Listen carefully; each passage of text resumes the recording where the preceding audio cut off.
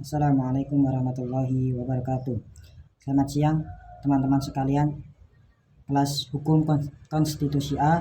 Yang pertama-tama yang terhormat pada Bapak Ayon Dinianto SHMH selaku dosen pengampu mata kuliah hukum konstitusi. Dan yang saya banggakan teman-teman sekalian kelas hukum konstitusi A yang semoga tetap dalam keadaan sehat walafiat. Selanjutnya, izin memperkenalkan diri. Nama saya Muhammad Lutfi Hakim dengan NIM 1521027. Di sini saya akan menyampaikan materi tentang penggolongan konstitusi. Langsung saja ke materi. Penggolongan konstitusi ini ada beberapa klasifikasi. Yang pertama itu berdasarkan jenis konstitusi, berdasarkan tingkat mudah sulitnya perubahan konstitusi. Yang ketiga, berdasarkan kedudukan konstitusi. Yang keempat, berdasarkan bentuk negara. Yang kelima yaitu berdasarkan sistem pemerintahan. Langsung saja, pertama yaitu tentang berdasarkan kedudukan, berdasarkan konstitusi berdasarkan jenisnya, yaitu ada konstitusi tertulis dan konstitusi tidak tertulis. Konstitusi tertulis ini dalam bahasa Inggrisnya yaitu written constitution. Konstitusi tertulis ini merupakan konstitusi di mana konstitusi ini tertulis di dalam sebuah dokumen resmi. Contohnya yaitu Undang-Undang Dasar Negara Republik Indonesia tahun 1945 dan konstitusi di negara Amerika Serikat. Yang kedua yaitu konstitusi tidak tertulis atau no written constitution. Konstitusi ini yaitu konstitusi yang tidak tertulis di dalam sebuah dokumen resmi atau dokumen formal. Contohnya yaitu konstitusi di negara Israel, konstitusi di negara Inggris, konstitusi di negara New Zealand. Selanjutnya, berdasarkan tingkat mudah sulitnya perubahan konstitusi. Yang pertama yaitu ada konstitusi fleksibel, ada konstitusi rigid. Flexible constitution ini konstitusi yang dapat mengikuti sebuah perkembangan zaman, dan cara pengubahan konstitusi ini mudah. Contohnya yaitu Undang-Undang Dasar Negara Republik Indonesia tahun 1945 ini. Yang kedua yaitu konstitusi rigid. Konstitusi rigid ini konstitusi yang dimana kedudukannya ini lebih tinggi dari hukum atau peraturan yang lainnya. Konstitusi ini dapat dirubah, tetapi ada cara maupun ketentuan khusus. Contohnya yaitu konstitusi di negara Amerika Serikat. Selanjutnya, berdasarkan kedudukan konstitusi, yaitu ada konstitusi sebagai hukum tertinggi dan konstitusi bukan sebagai hukum tertinggi. Konstitusi berdasarkan kedudukan ini yang pertama yaitu tadi konstitusi sebagai hukum tertinggi. Konstitusi sebagai hukum tertinggi ini konstitusi yang dimana kedudukannya ini berada di tingkat yang paling tinggi dalam jenis atau hierarki peraturan perundang-undangan. Artinya kedudukan konstitusi ini lebih tinggi dari peraturan perundang-undangan yang lainnya. Yang kedua yaitu ada konstitusi bukan sebagai hukum tertinggi. Merupakan konstitusi di mana kedudukannya ini sama dengan peraturan peraturan perundang-undangan yang lainnya.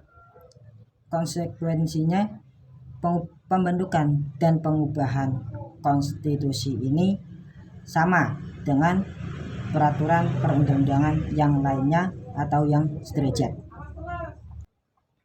Selanjutnya yaitu konstitusi berdasarkan bentuk negara. Konstitusi berdasarkan bentuk negara ini ada konstitusi negara kesatuan dan konstitusi serikat. Konstitusi negara kesatuan ini jika dilihat dari perspektif bentuk negara, bahwa kekuasaannya ini berada di tangan pusat. Artinya konstitusi ini sepenuhnya ada di tangan pusat. Contohnya itu di negara Indonesia ini. Selanjutnya itu konstitusi negara serikat. Konstitusi negara serikat jika dilihat dari perspektif bentuk negara itu ada negara federal dan negara bagian. Di negara federal, konstitusi ini berlaku untuk negara federal dan seluruh. Dan di negara bagian, konstitusi ini hanya berlaku untuk negara bagian saja.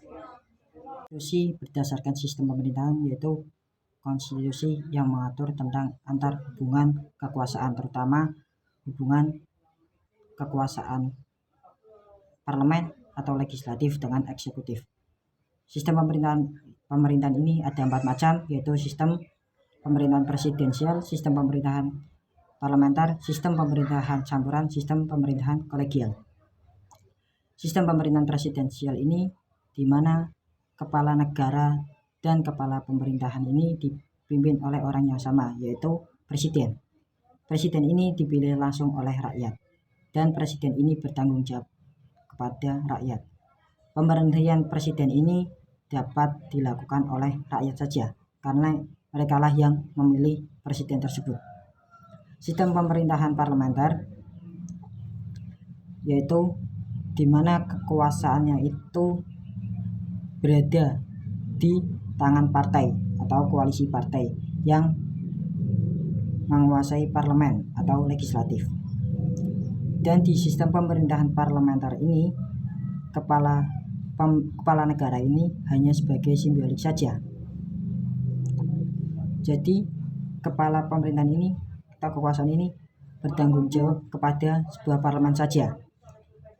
Selanjutnya yaitu yang ketiga, sistem pemerintahan campuran. Sistem pemerintahan campuran ini merupakan gabungan antara presidensial dan parlementer.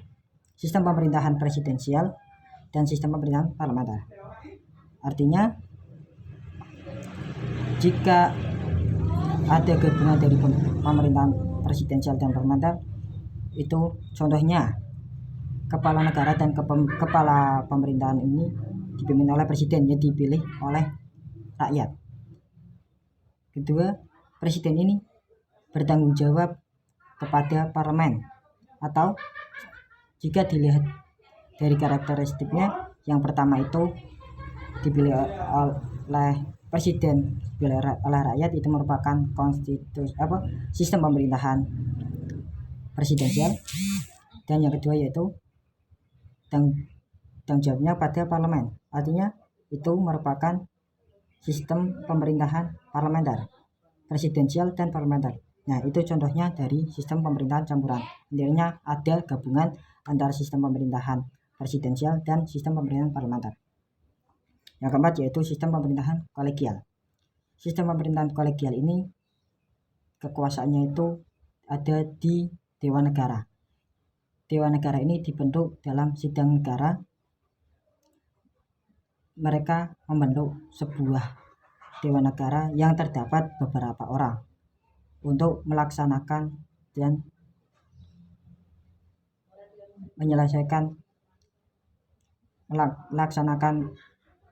menjalankan kekuasaan pemerintah tersebut. Dan Dewan Negara ini mereka pun diawasi, dan pengawasan ini dilakukan oleh rakyat. Dan nantinya juga ada referendum. Referendum ini merupakan jejak pendapat dari rakyat. Artinya